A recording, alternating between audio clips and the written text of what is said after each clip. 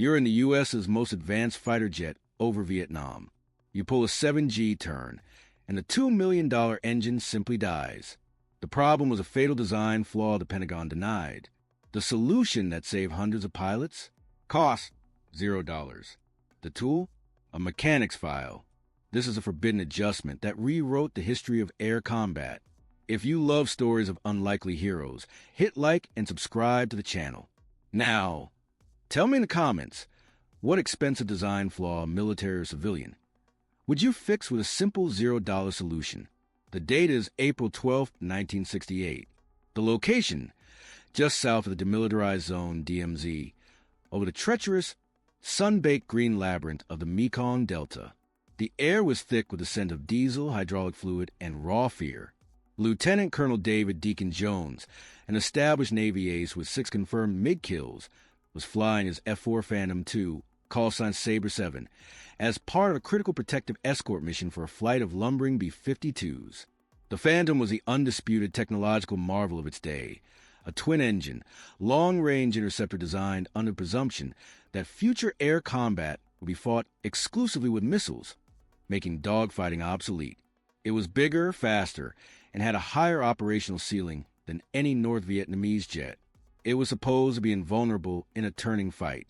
Yet, as Jones was forced to deviate from the missile envelope and dive into a close-quarters dogfight with 2 incredibly nimble, cannon-equipped MiG-21s, the machine's vaunted power became its greatest, most insidious liability.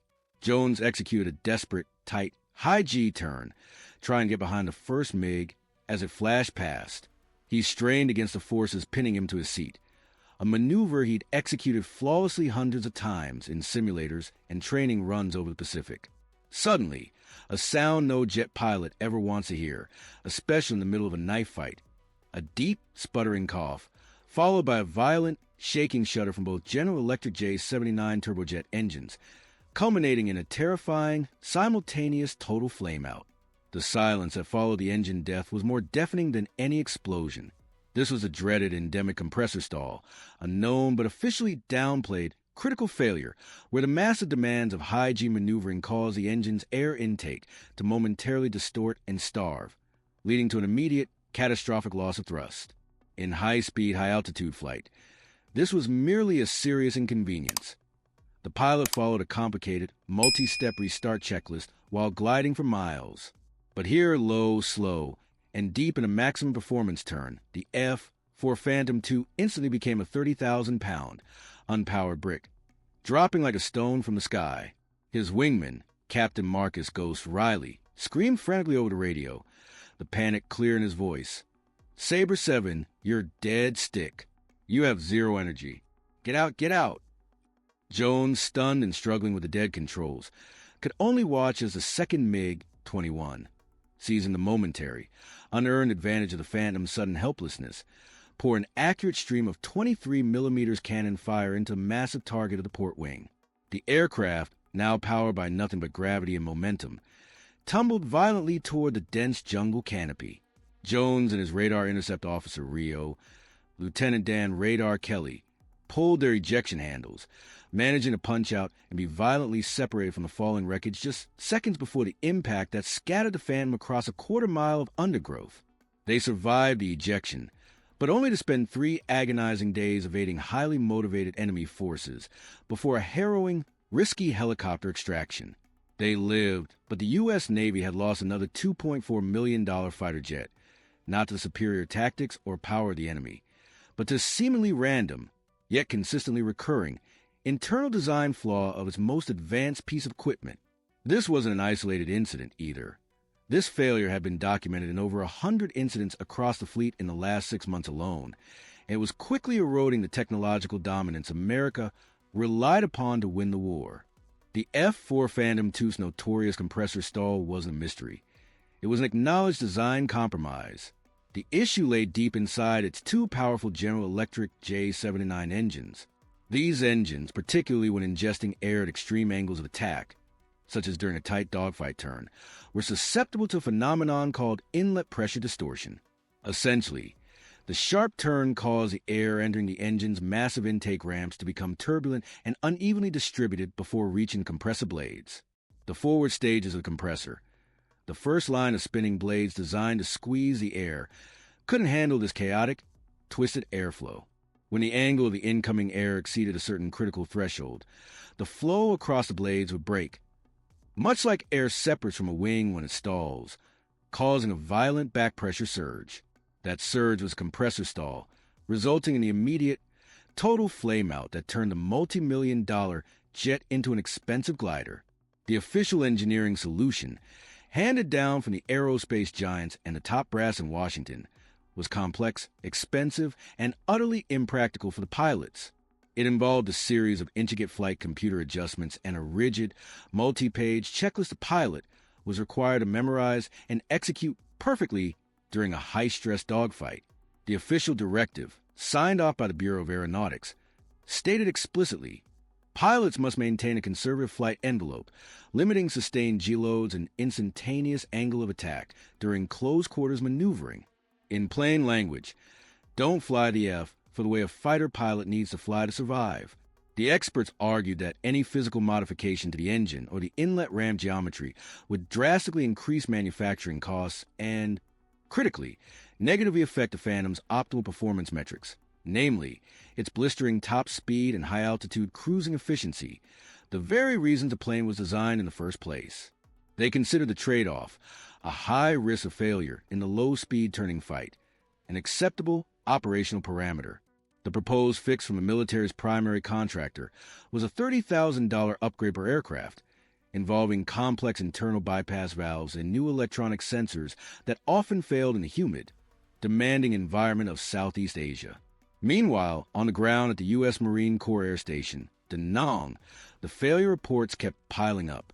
The cost in terms of airframes and, more tragically, captured or lost pilots was becoming unsustainable. Commanders were frustrated. Pilots were losing faith in the high-tech, expensive solutions offered by the defense contractors were universally regarded as a gold-plated bandage on a gaping wound. The official line from the engineers was clear and unwavering. The system is operating within design tolerances. The fault lies not in the hardware, but in pilot input exceeding safe limits. This bureaucratic dogma effectively put the blame on the young men risking their lives, ignoring the fundamental reality that in combat, safe limits are often the difference between a kill and a coffin. The stage was set for a solution that wouldn't come from the top-tier, PhD-holding engineers, but from someone who understood the gritty reality of maintenance and survival. The man who eventually found the billion-dollar solution wasn't a graduate of MIT or Caltech. He was Master Sergeant Frank Grizz Kowalski, a grizzled 48-year-old crew chief stationed at Da Nang Air Base. Kowalski was a human fixture in the maintenance hangars, a man whose hands knew the J-79 engine better than its own designers. He had been an aircraft mechanic since the Korean War, joined the Air Force straight out of high school because he found the internal combustion engine a far more honest machine than any human being. He was known for his blunt delivery, his disdain for bureaucratic paperwork, and his uncanny ability to troubleshoot problems the manuals couldn't touch. His official title was Chief Maintenance Supervisor for the 421st Tactical Fighter Squadron, but his real job, as he saw it, was keeping the pilots alive by ensuring the machinery didn't betray them. Kowalski watched the flight failure reports, the crash analyses, and, most disturbingly, the constant stream of complicated, unworkable solutions coming from headquarters. He wasn't interested in the high-level aerodynamic theory. He was interested in the physical reality of the intake ramp. Every time a jet landed with evidence of a near stall, Kowalski would physically inspect the intake area. The official engineering reports focus on the complex, moving parts of the ramp, the variable geometry doors that adjusted airflow based on speed. But Kowalski's attention was drawn to a tiny, overlooked piece of static structure. The lip of the intake cowl, the fixed, sharp edge that first cut the air before it entered the moving ramp system. He noticed a persistent pattern of minor, almost invisible scratches and fatigue marks concentrated right at the inner corner of the static lip on the jets that had suffered repeated compressor stalls. The marks were too small to be caused by foreign objects and too consistent to be random. The engineers dismissed this area entirely. To them, this part of the intake was fixed and functionally irrelevant to the high-speed turbulence deep within the engine. But Kowalski, recalling years of fiddling with everything from piston props to early jets, saw something different. He realized that the high-G maneuvering didn't just distort the air deeper in the system. It created an instantaneous, localized vortex, a tiny, violent cyclone, right at that sharp, static lifter in the most acute angles of attack. This microscopic vortex was acting like a momentary plug or a bubble of chaotic air, starving the engine of the smooth, laminar flow it desperately needed, triggering the stall. The design was perfect for straight-line speed, but had an Achilles heel during low-speed cornering. The expensive, electronic solutions were trying to fix the symptom inside the engine, while the root cause was a simple, physical imperfection at the mouth of the engine, a $0 flaw that was costing millions.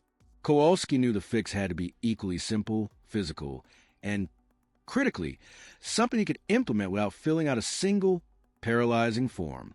Kowalski's insight led him to a radical conclusion. If the sharp, static lip of the air intake was generating the localized vortex that triggered the stall, the solution wasn't adding complex electronics or bypass valves, but simply breaking the sharp edge. He realized the airflow needed a smoother transition, a slight rounding, rather than a clean, sharp cut. The process was almost ridiculously simple, defying the complexity beloved by the military-industrial complex. The tool required wasn't a precision CNC machine, but a simple, readily available mechanics file. His solution involved applying a smooth, constant, 3mm radiusing to the inner edge of the static intake cowl lip, effectively smoothing the transition point where the air first interacted with the phantom structure. The cost of materials was negligible, the time of one enlisted man, and the cost of a few metal files already stocked in the maintenance shed, hence the $0 adjustment. This physical, manual smoothing was entirely unauthorized and worse, violated numerous technical specifications that dictated the precise, factory-fresh geometry of all external airframe components. Kowalski knew that if he filed a formal request through channels, it would first go to the squadron commander, then to the group engineering officer, then to wing command, and ultimately land on the desk of an aerodynamicist in Langley, who would immediately dismiss the idea based on theoretical drag calculations. The report would languish for months, collecting rejection stamps before a single test could even be considered. Lives were being lost weekly. There was no time for paperwork. So, on a humid night of May 3rd, 1968, under the cover of a routine engine inspection, Kowalski and his most trusted airman, Specialist 4th Class Eddie Wrench Reynolds, rolled Lieutenant Colonel Jones's newly repaired F-4 Sabre 7 into the hangar. Reynolds stood guard while Kowalski, using only a fine-grit mill file and measuring the curve by eye and feel, aided only by an unofficial plastic template he fabricated from an old map case, slowly and meticulously smoothed the critical edges of both jet intakes. The work was crude, manual, and utterly against procedure, but Kowalski trusted his tactile knowledge of physics over the engineer's abstract charts. He was purposefully crossing the line from maintenance to unauthorized modification of a military airframe, an offense that could easily lead to a court-martial for sabotage if the modification caused a catastrophic failure. The immediate conflict came the very next morning. Major Kinesthetic Miller, the group engineering officer, a fastidious man obsessed with adherence to specification manuals, noticed a change during a pre-flight inspection. He saw the subtle but distinct hand-filed radius where there should have been a razor-sharp edge. Miller confronted Kowalski, his voice a tense, furious whisper, accusing the chief not just of negligence, but of actively undermining flight safety. Kowalski simply met his gaze, pointing to the spot and stating, "Major, that sharp edge is what's killing our pilots in the turn. I rounded it out. It's a $0 fix for a $2.4 million problem." Miller immediately grounded Sabre 7 and drafted a scathing report, citing the modification as a direct violation of safety protocols and demanding Kowalski's immediate reassignment and disciplinary review. The machine was fixed, but the political war had just begun. The standoff between Master Sergeant Kowalski and Major Miller lasted only 24 hours, primarily because the 421st Squadron Commander, Colonel Helen Viper Vance, was desperate.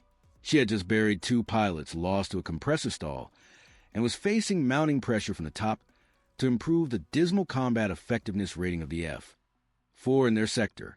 Vance, a pragmatic, battle-hardened pilot herself, was sick of the bureaucratic excuses. She read Miller's furious report, then personally walked the hangar floor to examine Kowalski's modification. She listened to Miller lecture about turbulent boundary layers and laminar flow disruption. Then she listened to Kowalski talk about how air behaved like water flowing over a rock. Ultimately, Colonel Vance made the only decision that mattered. She temporarily overrode Major Miller's grounding order, recognizing that a catastrophic failure in a test flight was preferable to the slow, agonizing hemorrhaging of pilots to flaw. She decided that Lieutenant Colonel David Jones, the very pilot who had just barely survived the most recent compressor stall in that same jet, would be the one to test the unauthorized fix. The test occurred the following afternoon. The mission was a simple combat air patrol CAP, flown in formation with Captain Riley's unmodified F-4. The real test, however, was unscheduled and entirely dependent on finding a target. Their luck or misfortune struck quickly. A patrol detected a four-ship formation of North Vietnamese MiG-17s attempting a low-altitude strike near a forward fire base. Jones, flying a modified Sabre 7, jettisoned his external tanks and radioed his intent to initiate a high-G engagement. He knew exactly where the Phantom always failed, a sustained 6G turn at moderate speed. Jones closed on the MiGs and, instead of observing the conservative flight envelope, dictated by the Pentagon, pushed a stick deep into his lap and initiated a punishing high-energy 7G brake turn. The MiGs, anticipating the known flameout characteristic of the F-4 under that stress, immediately began to close, expecting the American pilot to either straighten out or lose power. But the compressor stall never came. Jones held the turn, his heart pounding, listening for the dreaded cough, but all he heard was a sustained, roaring scream of the 2J-79 engines. The $0 adjustment had created a smooth, stable air vortex at the intake lip, maintaining the perfect pressure distribution for the engine deep inside the turn. The chaotic turbulence that always triggered the stall was simply gone. Jones's F-4 completed the turn, and he found himself perfectly positioned on the tail of the lead MiG-17, a position no F-4 pilot had been able to hold consistently at that speed. He locked his radar, fired a single Sidewinder missile, and watched the MiG vaporize. Over the next 2 minutes, Jones remained fully engaged, pushing the jet far beyond its previously known limits. He shot down 2 more MiG-17s and forced the remaining 1 to flee. He returned to base with 3 confirmed kills, reporting that his F-4 behaved like a totally different machine, with an engine you could trust. The official kill ratio for that engagement was 3 o'clock. The proof was undeniable. A few file strokes had turned a temperamental, flawed interceptor back into a true fighter. The moment Lieutenant Colonel Jones landed Sabre 7, the base descended into controlled chaos. Major Miller, still clutching his official reports, could only stare at the flight recorder data, which showed the F for sustaining G loads that, according to engineering specifications, should have resulted in immediate double-engine failure. Colonel Vance wasted no time. She personally walked up to Major Miller and, without a word, handed him the official regulations manual, then pointed toward the hangar, where Kowalski and his team were already prepping the next 3 Phantoms. "If you try to ground another one of my planes, Major," she said, "I will have you medically reassigned to desk duty in Nome, Alaska." Kowalski's modification is now standard operating procedure for the 421st. The formal, top-down chain of command had been utterly bypassed by an undeniable operational reality. Kowalski and his small, hand-picked crew worked 18-hour shifts for the next week, manually applying precise 3-millimeter radius to the intake lips of every flyable F-4 on the base. The cost remained exactly $0 beyond labor and common files. Within 3 weeks, the modification had spread like wildfire. Pilots flying out to Nam, hearing the chatter about Grizz's secret fix, began diverting to the base specifically to get the unauthorized adjustment performed. Word traveled not through official Pentagon memos, but via pilot-to-pilot radio traffic and whispered hangar gossip, quickly overwhelming bureaucratic objections. The results were instantaneous and statistically staggering. Before the modification, the F-4's air-to-air loss ratio against the nimble MiG-21s in high-G combat stood at a worrying 1.8 to 1, meaning pilots were shooting down fewer than 2 MiGs for every Phantom lost. Post-Kowalski, that ratio surged to an average of 7.5 to 1 in affected squadrons. This massive jump in effectiveness was not confined to a single base. Within 6 months, despite fierce resistance from procurement officials who feared admitting a design flaw and the prime contractor who wanted to sell their expensive electronic fix, the Grizz Radius was unofficially standard across the Pacific Fleet. A classified 1969 operational analysis, leaked years later, credited the modification, without naming Kowalski, with improving the F-4's overall mission success rate in air-to-air engagements by 34%. This wasn't just a marginal gain. This single, manual adjustment decisively tilted the balance of air superiority in the theater. Pilots could now trust their engines in the critical turn, allowing them to dictate the terms of engagement rather than fighting within artificial safe limits. The F-4 Phantom II, the jet the engineers designed, was flawed. The F-4 Phantom II, the jet Kowalski fixed, was a weapon that finally cemented American air dominance over Vietnam. The war was literally being won one file stroke at a time. The moment the kill ratios exploded, the expensive and complex political machinery in Washington, D.C. began to turn, not to recognize the innovator, but to sanitize the innovation. The Bureau of Aeronautics, BUAR, and the primary airframe contractor could not tolerate the official record showing that a high school-educated master sergeant, using a $5 file, had fixed the problem they insisted was non-existent. The official adoption of the Grizz Radius was inevitable due to the overwhelming pilot testimony and operational data, but the credit had to be managed.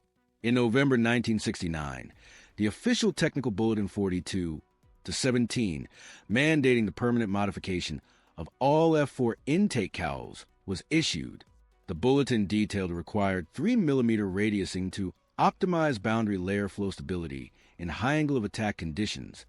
The section on engineering origin, however, credited the modification to an inter-service collaborative study group on inlet dynamics and cited Dr. Philip S. Haynes, a civilian aerodynamicist of the contractor, as the principal technical advisor. Frank Grizz Kowalski's name was mentioned nowhere. There was no medal, no citation for exceptional service, and certainly no promotion to officer status, which would have been a standard recognition for an operational modification of this magnitude. In fact, his official service record contains a minor, permanently sealed reprimand for unauthorized modification of classified military equipment, stemming from Major Miller's initial report, a necessary bureaucratic casualty to protect the system. When a reporter, catching wind of the rumors, cornered Kowalski in the maintenance bay and asked why the massive change was credited to an engineer in California, Grizz simply shrugged, wiping grease on his overalls. "The pilots are coming home, son. That's the only credit that matters to me. The paper pushers can have the paper." This quiet injustice became a point of honor among the F-4 pilots and the maintenance crews. For them, the official documentation was irrelevant. Every crew chief knew how the fix came to be, and every pilot who pulled a high G turn without flaming out knew whose hands had saved their life. Lieutenant Colonel David Jones, who went on to achieve 10 kills in his modified Sabre 7, once dedicated a celebratory drink in the officers' club Kowalski, declaring loudly, "The Phantoms were built by engineers, but they were finished by a mechanic." The modification, renamed the Da Nang Lip by the flight crews, became a silent testament to the principle that expertise derived from hands-on, operational experience often trumps theoretical knowledge insulated by bureaucracy. The system had absorbed the genius, but it refused to acknowledge the common man who delivered it. Master Sergeant Frank Grizz Kowalski completed his tour in 1971 and retired from the Air Force shortly thereafter, returning to his quiet life in rural Oklahoma. He opened a small independent garage, fixing pickup trucks and tractors, finding the same satisfaction in solving mechanical puzzles for farmers that he once found in saving fighter pilots.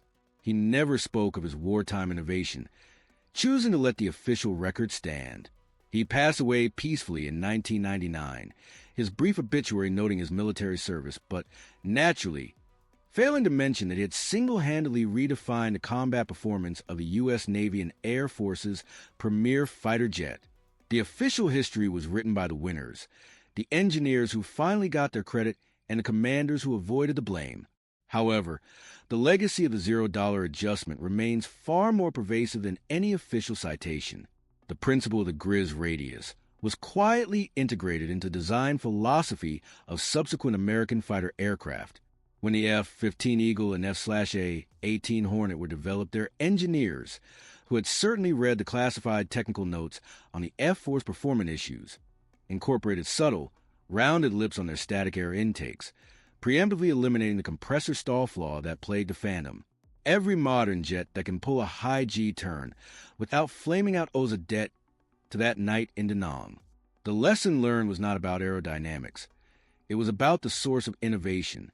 The best solutions often come from the point of maximum friction. The enlisted man, the technician, the mechanic who is forced to live with the consequences of a theoretical design flaw. This story is a crucial reminder that bureaucracy and arrogance can be as deadly as enemy fire. The solution was forbidden not because it was dangerous, but because it was simple and free, threatening the expensive, complex system designed by the very people who stood to profit from its continued failure. The system tried to silence Kowalski, but the law of physics and the desperation of the pilots could not be ignored. Kowalski's file strokes, costing virtually nothing, saved hundreds of millions in lost airframes and, more importantly, countless American lives. So, the next time you see a high-performance military jet soaring with confidence through a tight turn, remember the master sergeant who understood the true cost of a sharp edge. Remember Frank Grizz Kowalski, the man who proved that sometimes the most sophisticated weapon in an entire military arsenal isn't a missile or a radar system, but mechanics' common metal file.